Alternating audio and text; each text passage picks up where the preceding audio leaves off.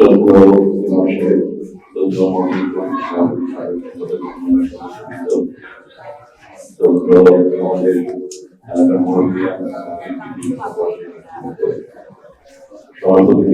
জানাচ্ছি আপনাদের এলাকার সন্তান হিসেবে এবং বাংলাদেশের জাতীয়তাবাদী দলের কর্মী হিসাবে আমাদের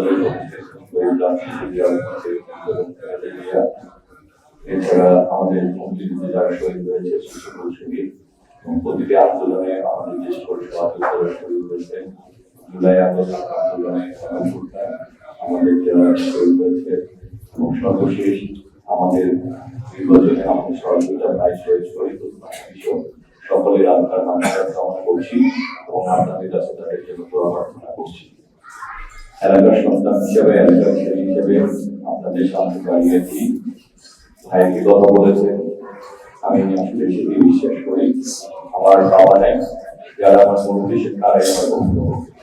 আপনারা আপনাদের সন্তানের উপর অভিভাবক হিসেবে যে অধিকার আপনারা অধিকার রাখেন, আমার উপরও আপনার সেই একই অধিকার রাখেন।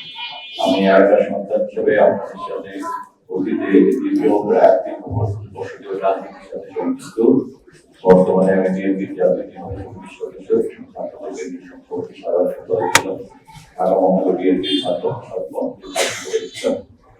এই রাজনৈতিক পথে চলতে যে অনেক মামলার আশঙ্কা করেছি, শতাব্দী মামলার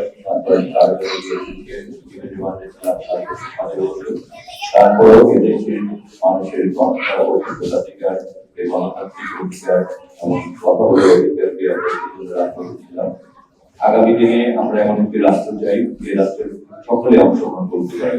আমরা সর্বত্রের সবাইকে আগামী বাংলাদেশে আমরা দেশের জন্য এবং এলাকার উন্নয়নে আমরা ঐক্যবদ্ধভাবে কাজ করতে চাই। সেই জায়গায় আমাদের সকলে ঐক্যবদ্ধ থাকতে হবে, সকলকে সহযোগিতা করে সামনে নিতে হবে এবং এলাকার উন্নয়নে যা কিছু ভালো আমরা ইনশাআল্লাহ তার সাথে থাকবো। যা কিছু খারাপ ব্যক্তিগতভাবে আমি তা ত্যাগ করবো এবং যা কিছু খারাপ আপনারা করে সবাই মিলে ইনশাআল্লাহ তা প্রতিহত করবো। আমরা যাতে নিরাপদ থাকি, আমরা যাতে সুস্থ সমাজ ব্যবস্থা গড়ে তুলতে পারি, আমরা যাতে সমাজকে সন্ত্রাস মুক্ত, চাঁদাবাদ মুক্ত, মাদক মুক্ত করতে পারি এবং সকলের নিরাপত্তা নিশ্চিত করার জন্য কাজ করতে পারি।